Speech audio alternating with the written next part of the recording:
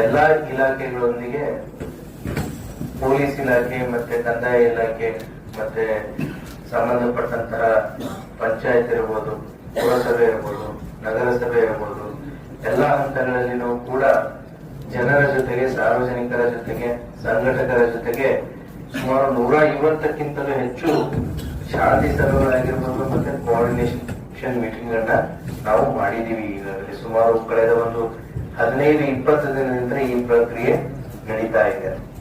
So that ಇವತ್ತು ನಾವು ಜಿಲ್ಲಾ ಮಟ್ಟದಲ್ಲಿ ಇವತ್ತಿನ ದಿನ ಮಾನ್ಯ ಡಿಸಿ ಸಾಹೇಬರ ಅಧ್ಯಕ್ಷತೆಯಲ್ಲಿ ಮತ್ತೆ ಸಿಇಒ ಅವರ ಉಪಸ್ಥಿತಿಯಲ್ಲಿ ಮತ್ತೆ ನಮ್ಮ ಕಾರ್ಪೊರೇಷನ್ ಕಮಿಷನರ್ ಬರ್ತಾರೆ.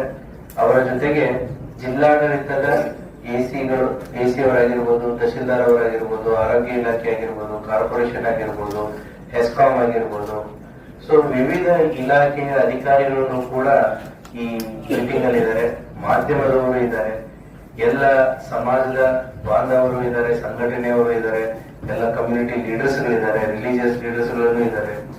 ಸೊ ಹೀಗಾಗಿ ಇವತ್ತಿನ ಶಾಂತಿ ಸಭೆಯ ಉದ್ದೇಶ ಏನು ಅಂತಂದ್ರೆ, ಸೋಫಾರ್ ನಾವೇನೆಲ್ಲ ಪ್ರಿಪೇರ್ ಮಾಡಿದೀವಿ, ಇನ್ನು ಏನೇನ್ ಪ್ರಿಪರೇಷನ್ ಆಗಬೇಕು, ಯಾಕಂದ್ರೆ ನಮ್ಗೆ ಇನ್ನೂ 1 ವಾರಗಳ ಕಾಲ ಟೈಮ್ ಇದೆ. ಸೊ ಇನ್ನೂ 1 ವಾರಗಳ ಕಾಲದಲ್ಲಿ ನಾವು ಇನ್ನು ನಮ್ಮಿಂದ ಏನೇನ್ ನಾವು ನಿಮ್ ಕಡೆ ಅಂತ ಎಕ್ಸ್ಪೆಕ್ಟ್ ಮಾಡ್ತಾ ಇದ್ದೀವಿ, ಅದೇ ರೀತಿ ನಿಮ್ಮಿಂದ ನಮ್ಮ ಜಿಲ್ಲಾಡಳಿತದಿಂದ ಇನ್ನು ಏನೇನು ಅನುಕೂಲತೆಗಳು ಆಗಬೇಕು ಅನ್ನುವಂತ ಒಂದು ವಿಚಾರದಲ್ಲಿ ಇವತ್ತಿನ ಮೀಟಿಂಗ್ ಅನ್ನ ನಾವು ತಗೋತಾ ಇದ್ದೀವಿ. ಸೊ ಆ ಹಿನ್ನೆಲೆಯಲ್ಲಿ ಕೆಲವೊಂದಿಷ್ಟು ವಿಚಾರಗಳನ್ನ ಗಣೇಶ ಹಬ್ಬ ಮತ್ತೆ ಈದ್ ಮಿಲಾದ್ ಹಬ್ಬದ ಹಿನ್ನೆಲೆಯಲ್ಲಿ ಕೆಲವೊಂದಿಷ್ಟು ವಿಚಾರಗಳನ್ನ ಜಿಲ್ಲಾ ಜನತೆಗೆ ಮಾಧ್ಯಮದ ಮುಖಾಂತರ ಮತ್ತೆ ತಮ್ಮೆಲ್ಲರ ಮುಖಾಂತರ ಕೆಲವೊಂದಿಷ್ಟು ವಿಚಾರಗಳನ್ನ ಚರ್ಚೆ ಮಾಡೋದಕ್ಕೆ ಇಷ್ಟಪಡ್ತೀನಿ. ಇದು ಹಬ್ಬಗಳ ಸರದಿ ಸ್ಟಾರ್ಟ್ ಆಯ್ತು. ಗಣೇಶ ಬರುತ್ತೆ, ಈದ್ ಮಿಲಾದ್ ಬರುತ್ತೆ, ಅದಾದ್ಮೇಲೆ ಮಹಾನವಮಿ, ದಸರಾ, ಹೀಗೆ 1 by 1 ನವೆಂಬರ್ 1 ಬರುತ್ತೆ, ದೀಪಾವಳಿ ಬರುತ್ತೆ. ಸೊ ಈ ಹಬ್ಬಗಳ ಸರಣಿ ಸ್ಟಾರ್ಟ್ ಆಯ್ತು. ಶ್ರಾವಣ ಸೋಮವಾರ ಮುಗಿತು, ಹಬ್ಬಗಳ ಸರಣಿ ಸ್ಟಾರ್ಟ್ ಆಯ್ತು. ಈಗ ನಮಗೆ ಗಣೇಶ ಮೂರ್ತಿಗಳು ಅಂತಂತ ಬಂದಾಗ ನಮಗೆ ಫಸ್ಟ್ ಏನು ಅಂತಂದ್ರೆ ಎಲ್ಲರಿಗೂ ಅನುಕೂಲವಾಗಬೇಕಾಗಿರೋದು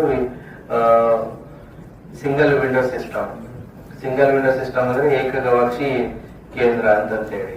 ಈಗ ಸಾರ್ವಜನಿಕ ಗಣಪತಿಗಳನ್ನ ಕೂಡಿಸ್ಬೇಕಾದ್ರೆ ಮೇನ್ ನಿಮಗೆ ಯಾವ್ಯಾವ ಇಲಾಖೆಗಳ ಅನುಮತಿ ಬೇಕಾಗುತ್ತೆ ಮತ್ತೆ ಯಾವ್ಯಾವ ಇಲಾಖೆಗಳ ಸಹಕಾರ ಬೇಕಾಗುತ್ತೆ.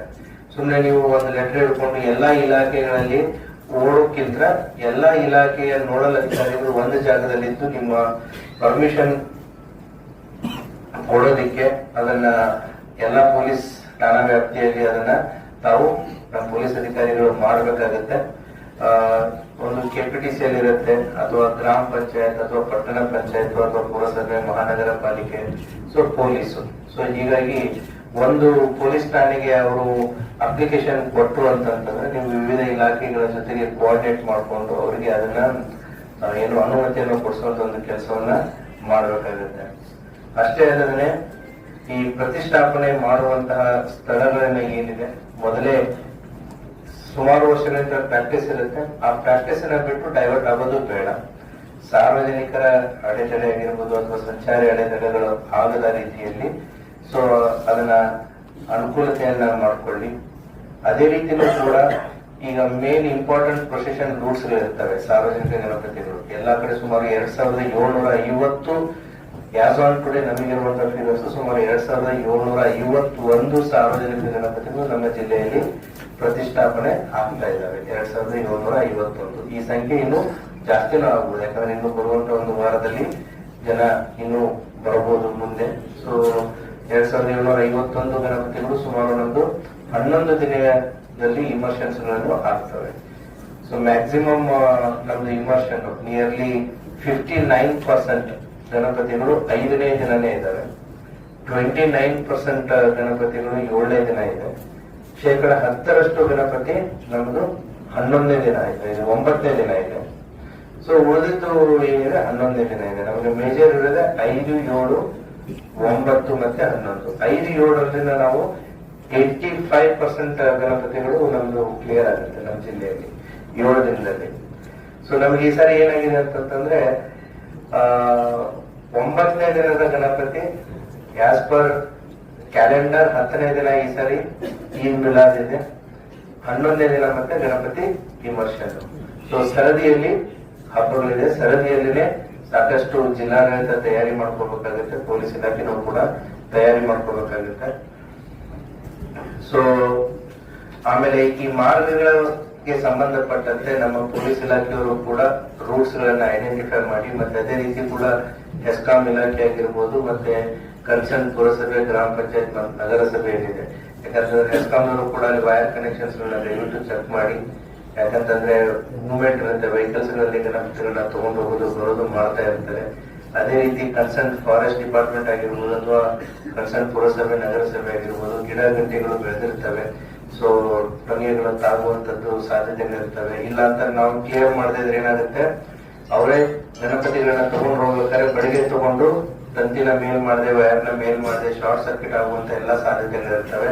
ಆದ್ದರಿಂದ ನಮಗಿರುವಂತ 1 ವಾರದ ಅವಧಿಯಲ್ಲಿ ಈ ಎಲ್ಲ ಕೆಲಸ ಕಾರ್ಯಗಳು ಆಗ್ಬೇಕಾಗತ್ತೆ. ಸೊ ಮೇನ್ಲಿ ವಿಜಯಪುರ ಸಿಟಿ ಇರ್ಬೋದು, ಎಲ್ಲ ತಾಲೂಕಾ ಹೆಡ್ ಕ್ವಾರ್ಟರ್ಸ್ ಆಗಿರ್ಬೋದು, ಈ ಪ್ರೊಸೆಷನ್ ರೂಟ್ಸ್ ಗಣಪತಿ ಬರೋದಾಗಿರ್ಬೋದು, ಗಣಪತಿ ಹೋಗೋದಾಗಿರ್ಬೋದು. ಅದೇ ರೀತಿ ಈದ್ ಮಿಲಾದ್ ಕೂಡ ನಮ್ಮ ಜಿಲ್ಲೆಯಲ್ಲಿ ಆಸ್ ಆನ್ ಟುಡೇ ನಮಗಿರೋ ಮಾಹಿತಿ ಒಟ್ಟು 35 ಪ್ರೊಸೆಷನ್ಸ್ ಗಳು ಇದಾವೆ ನಮ್ಮ ಜಿಲ್ಲೆಯಲ್ಲಿ ಆಸ್ ಆನ್ ಟುಡೇ ಇನ್ಫಾರ್ಮೇಶನ್ ಪ್ರಕಾರ. ಆ ಪ್ರೊಸೆಷನ್ ದಾರಿ ಉಂಟು ಕೂಡ ನಮ್ಗೇನು ಅಂತಂದ್ರೆ ರೂಟ್ ಕ್ಲಿಯರ್ ಇರಬೇಕು. ಒಂದು ವಯರ್ಸ್ ಗಳನ್ನ ಹೇಗ್ ಬೇಕಾಗಿ ಹಾಕಿರ್ತಾರೆ, ಈ ಕೇಬಲ್ ವಯರ್ಸ್ ಗಳನ್ನ ಹಾಕಿರ್ತಾರೆ, ಅಥವಾ ಏನೋ ಒಂದು ಬಂಟಿಂಗೋ ಬ್ಯಾನರ್ ಏನೇನೋ ಹಾಕಿರ್ತಾರೆ. ಸೊ ಈ ಗಣಪತಿಗಳನ್ನ ತರೋ ಸಂದರ್ಭದಲ್ಲಿ, ಕಳಿಸೋ ಸಂದರ್ಭದಲ್ಲಿ ಅವುಗಳು ತಾಗುವಂತ ಎಲ್ಲಾ ಸಾಧ್ಯತೆಗಳಿರ್ತವೆ, ಗಿಡ ಗಂಟೆಗಳು ಬೆಳೆದಿರ್ತವೆ. ಸೊ ಅವುಗಳನ್ನ ಕೂಡ ಕ್ಲಿಯರ್ ಆಗಬೇಕು.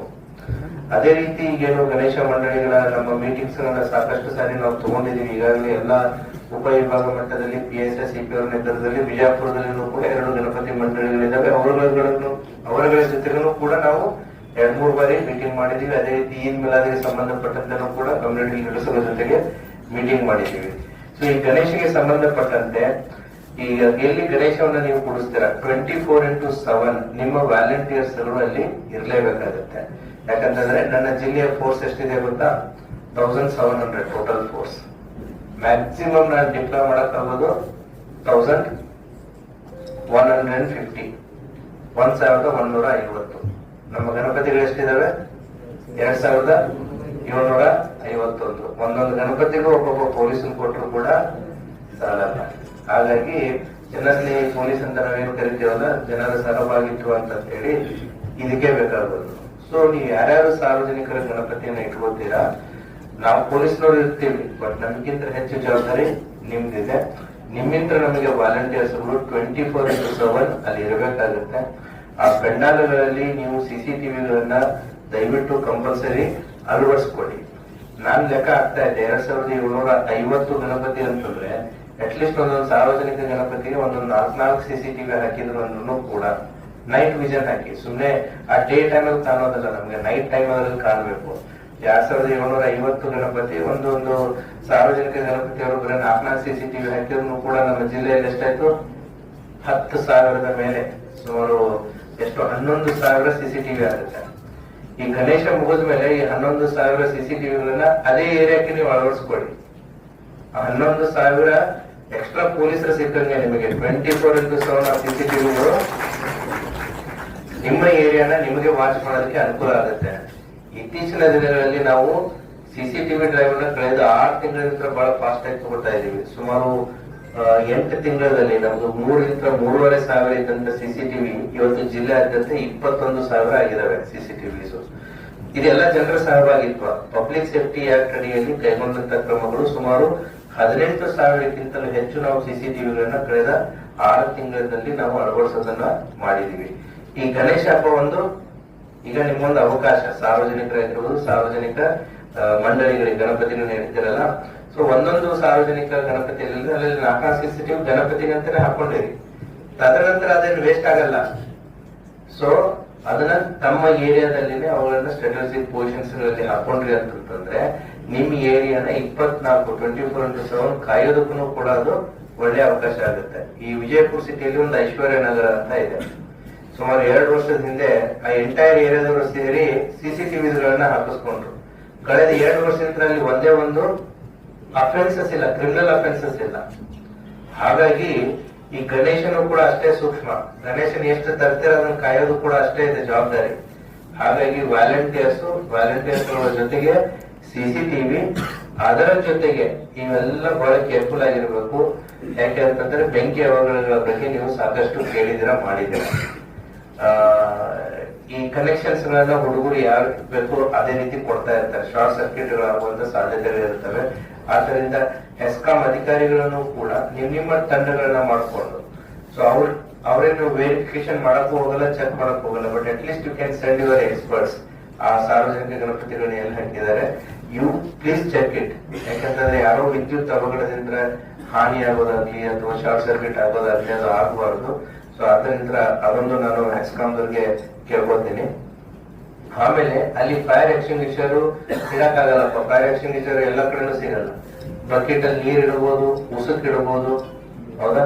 ಸೊ ದೇಶಿ ಮೆಥಡ್ ಇದಾವೆ, ಅವನಾದ್ರೂ ಇಡಿ. ಸೊ ದಟ್ ಅಂತ ಸಂದರ್ಭಗಳಲ್ಲಿ ಅದು ಕೂಡ ನಿಮಗೆ ಯೂಸ್ ಆಗುತ್ತೆ. ನೆಕ್ಸ್ಟ್ ಸಂದರ್ಭ ಸನ್ನಿವೇಶಗಳನ್ನ ನೋಡ್ಕೊಂಡು ಪೊಲೀಸ್ ಇಲಾಖೆ ಸಲಹೆ ಸೂಚನೆಗಳನ್ನ ಕೊಡ್ತಾ ಇರುತ್ತೆ. ದಯವಿಟ್ಟು ಪೊಲೀಸ್ ಇಲಾಖೆ ಯಾವ ರೀತಿ ಹೇಳುತ್ತೆ ಆ ಸಂದರ್ಭದಲ್ಲಿ ದಯವಿಟ್ಟು ಆ ರೀತಿ ನಡ್ಕೊಳ್ಳಿ. ನೆಕ್ಸ್ಟ್ ಗಣೇಶ ವಿಸರ್ಜನೆ ಬಹಳ ಇಂಪಾರ್ಟೆಂಟ್. ಸೊ ನಾನು ಎಲ್ಲ ಪಂಚಾಯತ್ ಲೆವೆಲ್ ಆಗಿರ್ಬೋದು ಮತ್ತೆ ತಾಲೂಕಾ ಮಟ್ಟದಲ್ಲಾಗಿರ್ಬೋದು ವಿಸರ್ಜನಾ ಪಾಯಿಂಟ್ಸ್ ಗಳನ್ನ ದಯವಿಟ್ಟು ಇವಾಗಲೇ ಗುರುತಿಸ್ಬಿಟ್ಟು ವಿಸರ್ಜನಾ ಪಾಯಿಂಟ್ಗಳಲ್ಲಿ ಸರಿಯಾದಂತ ಒಂದು ಬೆಳಕಿನ ವ್ಯವಸ್ಥೆ ಆಗಬೇಕು. ಆಮೇಲೆ ಅಲ್ಲಿ ಎಕ್ಸ್ಪರ್ಟ್ಸ್ ಗಳು ಬೇಕಾಗ್ತಾರೆ. ಯಾಕೆ ಅಂತಂದ್ರೆ ಜನರೇ ಅವರೇ, ಫಾರ್ ಎಕ್ಸಾಂಪಲ್ ನಮ್ಮ ಹತ್ರ ಕೃಷ್ಣಾ ನದಿ ಇದೆ, ಭೀಮಾ ನದಿ ಇದೆ, ಅದು ಬಿಟ್ಟು ಕೆಲವೊಂದಿಷ್ಟು ಹೊಂಡಗಳಿವೆ, ಕೆರೆಗಳಿವೆ, ಕಟ್ಟೆಗಳಿವೆ. ಸೊ ಡಿಸಿಗ್ನೇಟೆಡ್ ಪ್ಲೇಸಸ್ ಗಳನ್ನ ಮಾಡಿ ಇಮರ್ಷನ್ ಪಾಯಿಂಟ್ಸ್ ಗಳಿಗೆ. ಸೊ ದಟ್ ಅಲ್ಲಿ ಸ್ವಿಮ್ಮರ್ಸ್ ಆಗಿರ್ಬೋದು, ಲೈಫ್ ಜಾಕೆಟ್ ಆಗಿರ್ಬೋದು, ಮತ್ತೆ ರಾತ್ರಿ ಹೊತ್ತು ಬೆಳಕಿನ ವ್ಯವಸ್ಥೆ ಆಗಿರ್ಬೋದು. ಸೊ ನೀವು ಉದಾಹರಣೆ ನೋಡಿರ್ಬೋದು, ಒಂದು ತೀರ್ಥಹಳ್ಳಿ ಹತ್ರ ತುಂಗಾ ನದಿಯಲ್ಲಿ ತೆಪ್ಪೆಯಲ್ಲಿ ಹೋಗಿರ್ತಾರೆ, ನೋಡಿದಿರ ಗಣಪತಿ ಇಮರ್ಷನ್ ಟೈಮ್ದಲ್ಲಿ?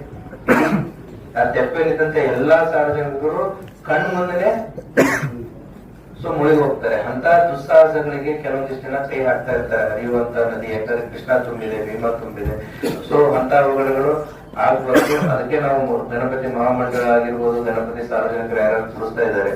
ಸೊ ಎನ್ಶೂರ್ ಮಾಡಿ ಡಿಸಿಗ್ನೇಟೆಡ್ ಪ್ಲೇಸಸ್ ಗಳಿಗೆ ಎಲ್ಲಿರ್ತವೆ ಅಲ್ಲಿ ಮಾತ್ರ ಗಣೇಶಗಳನ್ನ ವಿಸರ್ಜನೆ ಮಾಡಿ ಅದಕ್ಕೆ ಬೇಕಾದಂತ ಸಾಕಷ್ಟು ಮುಂಜಾಗ್ರತಾ ಕ್ರಮಗಳನ್ನ ಕೈಗೊಳ್ಳಿ.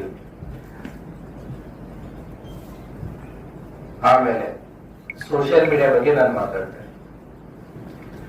ಸೋಷಿಯಲ್ ಮೀಡಿಯಾ ಏನಿದೆ, ಸಾಮಾಜಿಕ ಜಾಲತಾಣ ಏನಿದೆ, ಒಂದಂತೂ ಸತ್ಯ, ಯಾರೇ ಎಲ್ಲೇ ಏನೇ ಪೋಸ್ಟ್ ಮಾಡಿದ್ರು ಕೂಡ ಅದು ಯಾರು ಏನು ಅನ್ನೋದು ಪತ್ತೆ ಮಾಡೋದು ಅಸಾಧ್ಯ ಅನ್ನೋದು ಸುಳ್ಳು. ಇವಾಗ ಅವ್ರು ಯಾರು, ಎಲ್ಲಿದ್ದಾರೆ, ಏನ್ ಮಾಡ್ತಾ ಇದಾರೆ ಅನ್ನೋದು ಪತ್ತೆ ಹಚ್ಚೋದು ಬಹಳ ಸುಲಭದ ಕೆಲಸ ಆಗಿದೆ. ಆದ್ರಿಂದ ನಾನು ಸಾಮಾಜಿಕ ಜಾಲತಾಣದಲ್ಲಿ, ಫೇಸ್ಬುಕ್ ಅಲ್ಲಿ, ಟ್ವಿಟರ್ ಅಲ್ಲಿ, ಆಮೇಲೆ ವಾಟ್ಸ್ಆಪ್ ಅಲ್ಲಿ ನಾನು ಏನೋ ಹಾಕಿ ನಾನು ಸುಮ್ಮನೆ ಕೂಡ್ತೀನಿ ಅಂತ ಅನ್ಸಿದ್ರೆ ಆ ಕಾಲ ಹೋಗಿದೆ. ಪ್ರತಿಯೊಂದನ್ನು ಕೂಡ ಗೊತ್ತಾಗುತ್ತೆ. ಆದ್ದರಿಂದ ಯಾವುದೇ ರೀತಿಯಾದ ಸುಳ್ಳು ಮಾಹಿತಿಯಾಗಿರ್ಬೋದು ಅಥವಾ ಪ್ರಚೋದನಕಾರಿಯಾದಂತಹ ಮಾಹಿತಿ ಆಗಿರ್ಬೋದು ಅಥವಾ ತಪ್ಪು ಮಾಹಿತಿ ಆಗಿರ್ಬೋದು, ಇನ್ನೊಂದು ಪಂಗಡ ಕೋಮನ್ನ ಕೆರಳಿಸುವಂತ ವಿಚಾರಗಳಾಗಿರ್ಬೋದು, ಸಾಮಾಜಿಕ ಜಾಲತಾಣದಲ್ಲಿ ಯಾವುದೇ ವ್ಯಕ್ತಿ, ಯಾವುದೇ ಹಂತ ಇರ್ಬೋದು, ಯಾವುದೇ ಸಮಾಜ ಇರ್ಬೋದು, ಯಾವುದೇ ಕಮ್ಯುನಿಟಿ ಇರ್ಬೋದು, ಯಾವುದೇ ಧರ್ಮ ಇರ್ಬೋದು, ಪೊಲೀಸ್ ಇಲಾಖೆ ಕಾನೂನನ್ನ ಸರಿಯಾಗಿ ಬಳಸ್ಕೊಡುತ್ತೆ ಸೋಷಿಯಲ್ ಮೀಡಿಯಾದಲ್ಲಿ. ಸೊ ಹಾಗಾಗಿ ಸಾಮಾಜಿಕ ಜಾಲತಾಣವನ್ನ ಬಳಸ್ಕೊಳ್ಬೇಕಾದ್ರೆ ಬಹಳ ಎಚ್ಚರದಿಂದ ಬಳಸ್ಕೊಳ್ಳಿ. ಅದೇ ರೀತಿ ಕೂಡ ನಾವು ಇವತ್ತು ಈ ಪ್ರಿಂಟರ್, ಬ್ಯಾನರ್ ಅನ್ನ, ಫ್ಲೆಕ್ಸ್ ಗಳನ್ನ ಪ್ರಿಂಟ್ ಮಾಡೋರ್ನು ಕೂಡ ನಾವು ಇಲ್ಲಿ ಕರೆದಿದ್ದೀವಿ. ಸೊ ನೀವು ಬ್ಯಾನರ್ಸ್ ಮತ್ತೆ ಏನು ಫ್ಲೆಕ್ಸ್ ಗಳನ್ನ ಪ್ರಿಂಟ್ ಮಾಡಬೇಕಾದ್ರೆ ಪ್ರಿಂಟ್ ಮಾಡೋರಿಗೆ ಗೊತ್ತಿರಬೇಕು ನೀವು ಕಂಟೆಂಟ್ ಏನು ಪ್ರಿಂಟ್ ಮಾಡ್ತಾ ಇದ್ದೀರಾ, ಎಷ್ಟು ಕಾಪಿ ಪ್ರಿಂಟ್ ಮಾಡ್ತಾ ಇದ್ದೀರಾ, ಯಾರು ನಿಮ್ ಕಡೆ ಪ್ರಿಂಟ್ ಮಾಡ್ಕೊಂಡು ಹೋಗಿ ಬಂದಿದ್ದಾರೆ. ಯಾಕೆ ಅಂತಂದ್ರೆ ತಪ್ಪು ಮಾಹಿತಿಗಳಾಗಿರ್ಬೋದು, ತಪ್ಪಾದಂತ ಚಿತ್ರಣಗಳಾಗಿರ್ಬೋದು, ಅದನ್ನ ಎಲ್ಲೋ ಹೋಗಿ ಯಾರೋ ಹಾಕದಾಗ ಅದರಿಂದ ಸಮಸ್ಯೆಗಳಾದಂತ ಸಾಕಷ್ಟು ಉದಾಹರಣೆಗಳಿದಾವೆ. ಆದ್ದರಿಂದ ಇವತ್ತು ನಾವು ಈ ಮೀಟಿಂಗ್ ಅಲ್ಲಿ ಫ್ಲೆಕ್ಸ್ ಮತ್ತೆ ಪ್ರಿಂಟರ್ ಮಾಡೋರನ್ನು ಕೂಡ ಈ ಮೀಟಿಂಗ್ ಅಲ್ಲಿ ಕರೆದಿದ್ದೀವಿ. ಸೊ ಆದ್ದರಿಂದ ನಿಮ್ಮ ಪ್ರಿಂಟಿಗೆ, ನಿಮ್ ಫ್ಲೆಕ್ಸ್ಗೆ ನಾವು ತೊಂದರೆ ಕೊಡ್ತಾ ಇಲ್ಲ, ಆದ್ರೆ ನಿಮ್ಮ ಹತ್ರ ಅಕೌಂಟಬಿಲಿಟಿ ಕೇಳ್ತಾ ಇದೀವಿ.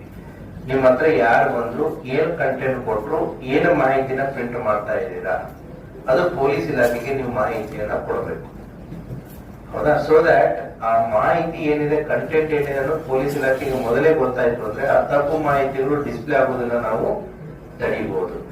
ಇದು ಒಂದೇ ವಿಚಾರ ಅಂತಲ್ಲ, ಗಣೇಶ ಈದ್ ಮಿಲಾದ್ ಅಂತಲ್ಲ, ಯಾವುದೇ ವಿಚಾರಕ್ಕೆ ಸಂಬಂಧಪಟ್ಟಂತೆ ಸಮಾಜದಲ್ಲಿ ಅಶಾಂತಿಯನ್ನು ಉಂಟು ಮಾಡುವಂತೆ ಯಾವುದೇ ವಿಚಾರಗಳಿದ್ದಾಗ ಆ ಫ್ಲೆಕ್ಸ್